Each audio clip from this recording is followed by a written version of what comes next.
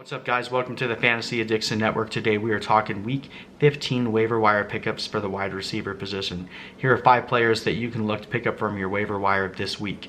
Number 5, this is more of a super deep league and kind of a dart throw, but if you need a wide receiver, Justin Watson for the Tampa Bay Buccaneers.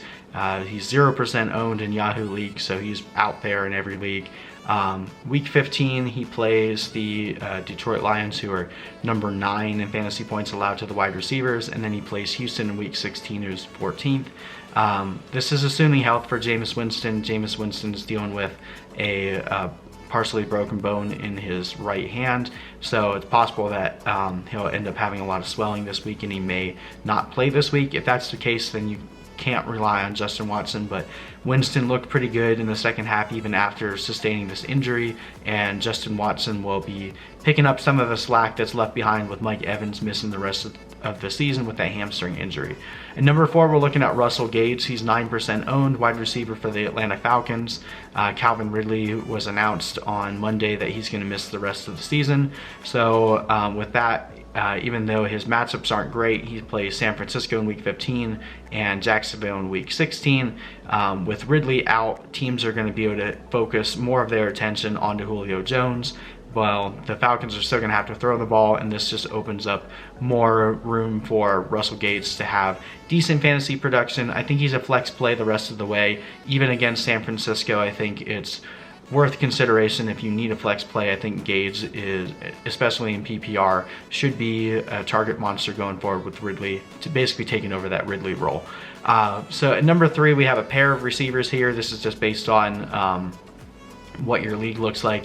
We have Zach Pascal, who's 35% owned, so he's not out there in some leagues, and then his counterpart Marcus Johnson, who's owned in 0% of leagues. Both of these are receivers for the Indianapolis Colts.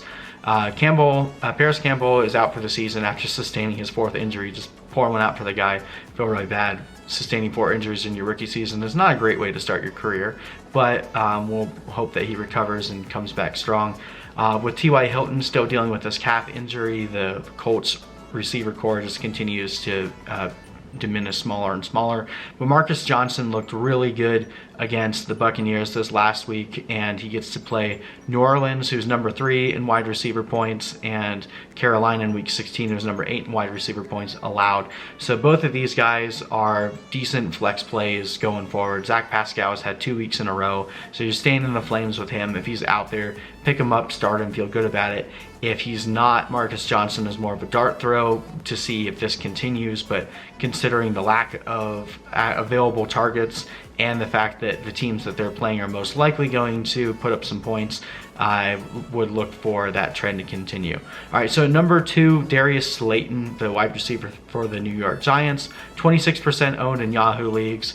Eli Manning had a field day with his new buddy Darius Slayton last night against the Philadelphia Eagles, and he gets to play the Miami Dolphins, who are 2nd in fantasy points allowed this week.